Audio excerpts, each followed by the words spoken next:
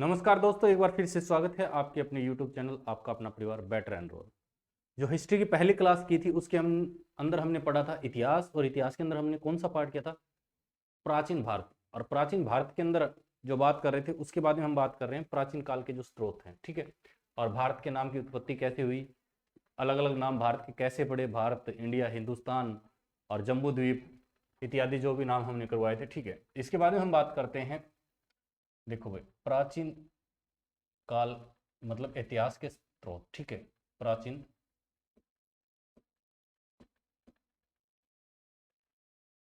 इतिहास के स्रोत,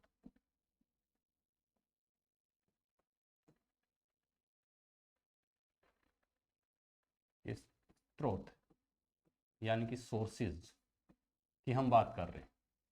तो जो प्राचीन काल के जो स्रोत है या प्राचीन इतिहास के जो स्रोत हैं, जो स्रोत हैं, उन्हें हम दो भागों में बांटते हैं। देखो, दो भागों में बांटते हैं। कितने भागों में बांटते हैं? दो भागों में हम इसको बांटते हैं, ठीक है। एक तो आपका पुरातात्विक स्रोत, पुरातात्विक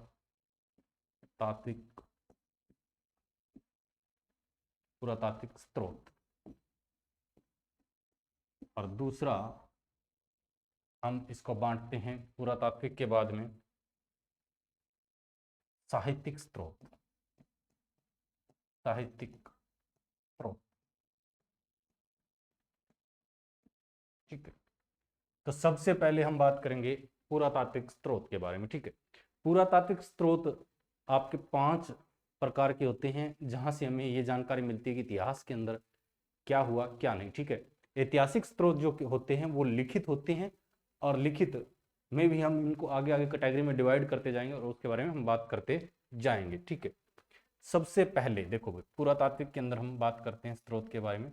पहला आएगा अवशेष, अवशेष, ठीक है। तो अवशेष कैसे स्रोत हो सकते हैं? देखो, अवशेष स्रोत का मीनिंग देख के, जहां तक हमने देखा है, आपने इतिहास के अंदर पढ़ा होगा सिंधु घाटी सभ्यता। तो सिंधु घाटी सभ्यता के अंदर हमें जो अवशेष ही मिले हैं, न कि कहीं लिखित मिला या कुछ और मिला है। जैसे कि सिंधु घाटी सभ्यता के अंदर विशाल स्नानागार, ठीक है, और से बहुत चीजों के स्रोत मिले हैं, ठीक है। तो अवशेष के अंदर कौन सा होगा आपका? एग्जाम्पल के लिए सिंधु घाटी सभ्यता, सिंधु घाटी सभ्यता, सिंधु घाटी सभ्यता, ठीक है। इसके अलावा आपके जो अवशेष के बाद में रहते हैं, जो नेक्स्ट होगा सिक्के, सिक्के। जैसे अलग अलग राजाओं के समय अलग अलग सिक्के हमें मिले, ठीक है। अलग अलग राजाओं के समय हमें अलग अलग सिक्के मिले, जैसे कि समुद्रगुप्त के कालीन के सिक्के देखो, समुद्रगुप्त,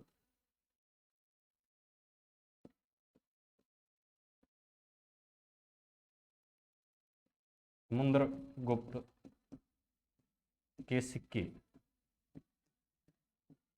और समुद्रगुप्त किस काल से थे ये हम हिस्ट्री के अंदर पढ़ेंगे, गुप्त काल के राजा थे, ठीक है। और समुद्रगुप्त जो हैं, इनको जो सिक्के मिले थे उसके ऊपर वीणा बजाते हुए दर्शाया गया है, यानी कि वीणा वादक के रूप में इनको दर्शाया गया है समुद्र काल के जो सिक्के मिले हैं, ठीक है। इसके बाद में जो हम बात करते हैं अभिलेख, अभिलेख, अभिलेख के अंदर जैसे आपने देखा होगा, अभिलेख आपके मिलते हैं जैसे अशोक के अभिलेख, जो 14 स्तंभ मिलते हैं हमें, ठीक है। अशोक के अभिलेख, अशोक के अभिलेख,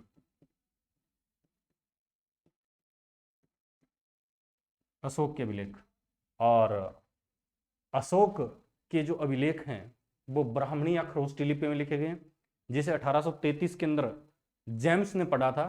और उन्होंने ही हमें ये बताया था कि उससे पहले तो ये उल्टा सोचते थे कि वो श्रीलंका से यहाँ आए थे, ठीक है। लेकिन एक्चुअल में ये इन्होंने अपने बेटा और बेटी को श्रीलंका भेजा था बौद्ध धर्म के प्रचार के लिए, ठीक है।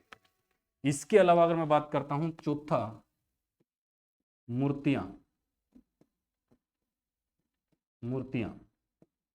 जैसे देखो, मूर्तियों के अंदर आप देख सकते हो, जैसे पशुपतिनाथ की हमें जो मूर्ति मिली, ठीक है, और से बहुत देवी देवताओं की हमें मूर्ति मिली, तो उसके बारे में हम बात करते हैं। तो इसके बाद में हम बात करते हैं, देखो मूर्तियों के अंदर आप एग्जाम्पल ले सकते हो पशुपतिनाथ की जो मूर्ति मिली, ठीक है। इसके अलावा पांचवा आपका रहेगा स्मारक। स्मारक, स्मारक के अंदर आप एग्जाम्पल ले सकते हो जैसे ताजमहल, ताजमहल, या सबसे पुरानी जो स्मारक में काउंटिंग होती है 2000 साल पुरानी, आप सांची का स्तूप भी ले सकते हो। सांची का स्तूप, सांची, सांची का स्तूप, लाल किला, ताजमहल, ठीक है। बहुत से हम स्मारक के अंदर हम एग्जाम्पल ले सकते हैं। ये थे आपके पुरातात्विक स्रोत जिनके बारे में हमने डिस्कस किया। अब बात करते हैं साहित्यिक स्रोत, जहां से मोस्टली क्वेश्चन पूछे जाते हैं, ठीक है। अब बात करते हैं साहित्यिक स्रोत के बारे में। देखो भाई, साहित्यिक स्रोत, साहित्यिक स्रोत या साहित्यिक सोर्स, ठीक है। तो इन्हें तीन भागों में बांटा गया है। देखो, नंबर 1 धार्मिक, नंबर 2 गैर धार्मिक,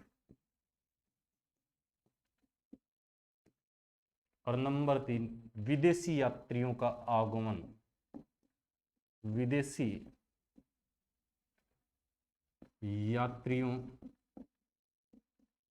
का आगमन, यानी कि विदेशी यात्रियों का भारत में आना, ठीक है।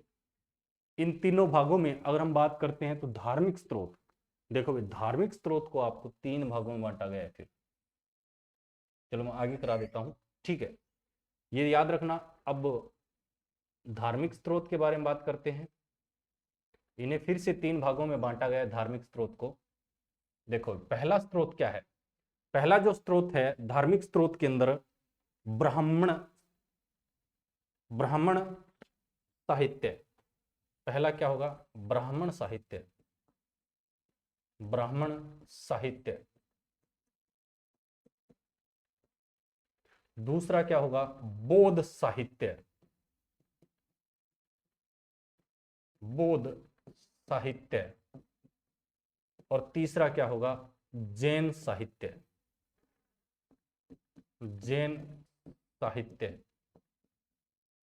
देखो, अब मैं यहीं से बता देता हूं, आपको लिखते जाना, ठीक है। साथ के साथ जो ब्राह्मण साहित्य है उसके अंदर आपके क्या आते हैं? देखो, ब्राह्मण साहित्य के अंदर अगर मैं बात करता हूं तो जैसे हमारे वेद, ठीक है, उपनिषद,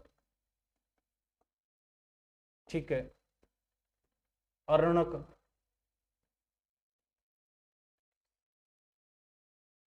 अर्णक, ठीक है। इसके बाद में पुराण और महाकाव्य, महाकाव्य, ये आपके क्या थे? ब्राह्मण साहित्य थे, ठीक है। बहुत से बच्चे इनके बारे में नहीं जानते, जैसे अर्णक है, जैसे वन के अंदर जो किताबें लिखी गई वन के अंदर बैठ के, उन्हीं के बारे में। जैसे उपनिषद है, जैसे आपने देखा होगा प्राचीन काल के अंदर गुरु और शिष्य समीप बैठ के, यानी कि उप और निषद समीप बैठ के जो काव्य या कहानी या रचना सुनाई गई या लिखी गई, उसे ब्राह्मण साहित्य के अंदर गिना जाता है, ठीक है। बौद्ध साहित्य आप सब जानते हो, बौद्ध साहित्य को क्या कहा जाता है? पिटक कहा जाता है। क्या कहा जाता है? पिटक कहा जाता है। क्या कहा जाता है? पिटक कहा जाता है, पिटक कहा जाता है।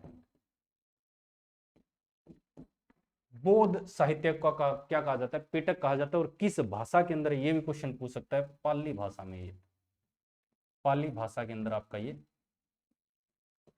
साहित्य है। इसके अलावा पिटक कितने प्रकार के थे? तो पिटक आपके 3 प्रकार के थे, याद रखना।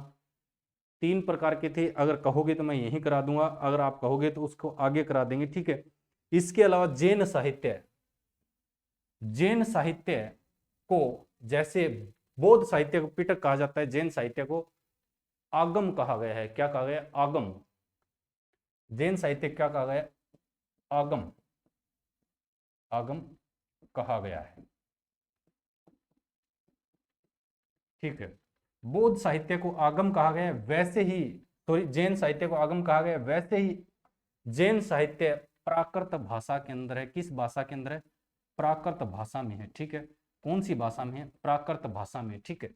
इसके बाद में बात करते हैं, देखो धार्मिक हो गए आपके ब्राह्मण साहित्य, बौद्ध साहित्य, जैन साहित्य, और मैंने अलग अलग इनकी एग्जाम्पल दे दी। इसके बाद में हम बात करते हैं नेक्स्ट गैर धार्मिक। देखो भाई गैर धार्मिक, गैर धार्मिक, अगर गैर धार्मिक स्रोत की अगर मैं साहित्य की बात करता हूं, यानी कि जो हम साहित्य पढ़ रहे थे उसके अंदर गैर धार्मिक, जैसे आपने देखा होगा अभिज्ञान शकुंतलम, अभिज्ञान शकुंतलम, द ग्रेट कवि कालिदास, कालिदास, ठीक है। इंडिका, मेगास्थली, मेगास्थलीज, ठीक है। इसके बाद में पंचतंत्र, पंचतंत्र विष्णुदत्त शर्मा, विष्णुदत्त शर्मा, ठीक है। ये कुछ गैर धार्मिक किताबें थी जिनसे हमें इतिहास का पता चलता है, ठीक है। इसके बारे में बात करते हैं। गैर धार्मिक के बाद अगर हम बात करते हैं विदेशी यात्री, विदेशी यात्री, विदेशी यात्री, देखो अगर विदेशी यात्री क्या थे, ये 3 प्रकार के थे, ठीक है। यूनानी, चीनी और मुस्लिम, यूनानी, चीनी और मुस्लिम। अब यहां मैं लिख भी देता हूं, देखो यूनानी यात्री थे, ठीक है, चीनी यात्री थे और मुस्लिम यात्री थे। और इनके एग्जाम्पल भी बता देता हूं। देखो यूनानी की मैं बात करता हूं तो यूनानी आपने पढ़ा होगा, इतिहास का पिता किसे कहा जाता है? हेरोडोटस को कहा जाता है। वो क्या थे? एक यूनानी हेरोडोटस, हेरोडोटस,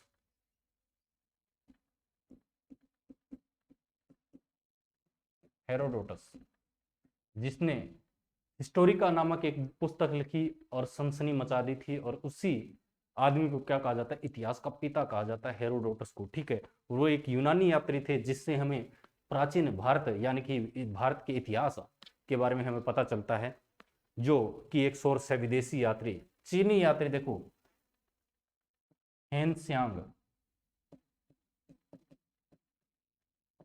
सिर्फ एक एक एग्जांपल दे रहा हूं ताकि आपके दिमाग को ये बर्डन ना हो। इसके बारे में जब हम पढ़ेंगे इनके बारे में आगे, इतिहास के बारे में आगे आगे क्लासेस में, तो पूरी डिटेल में देखो। हेन सियांग ने एक पुस्तक लिखी थी सीयू की, सीयू की, ठीक है। इसके बाद में बात करते हैं आपके जो मुस्लिम है, फिरदौसी, फिरदौसी एक मुस्लिम ट्रेवलर थे, ठीक है। इसके अलावा इब्न बतूता, अल-बरूनी, बहुत से है, लिख लो, अल-बरूनी, अल मसूदी, ठीक है। ये आपके क्या थे? विदेशी यात्री थे, जिन्हें हमें अलग अलग जगह से हमें भारत के इतिहास के बारे में पता चलता है, ठीक है। अगर आपको इसी के अंदर अगर और डीप पढ़ना है तो आप मुझे कमेंट करके बता सकते हो। अगर आपको ये लगे कि आपके एग्जाम के लिए इतना इनफ है तो हम इसी लेवल पे चलेंगे। आपको ये लगता है कि ये लेवल ज्यादा है तो मुझे कमेंट करके बता देना, ठीक है। आप जैसा कहोगे वैसा ही हम पढ़ा देंगे, ठीक है। एक क्लास को पढ़ाने के लिए भी हमें भी ज्यादा नहीं तो भाई 10-15 मिनट तो हमें कम से कम देना पड़ता है, ठीक है। अगर आपको वीडियो अच्छी लगी तो लाइक शेयर सब्सक्राइब करना बिल्कुल न भूलें। तब तक के लिए जय हिंद, जय भारत। मिलते हैं नेक्स्ट हिस्ट्री की क्लास में।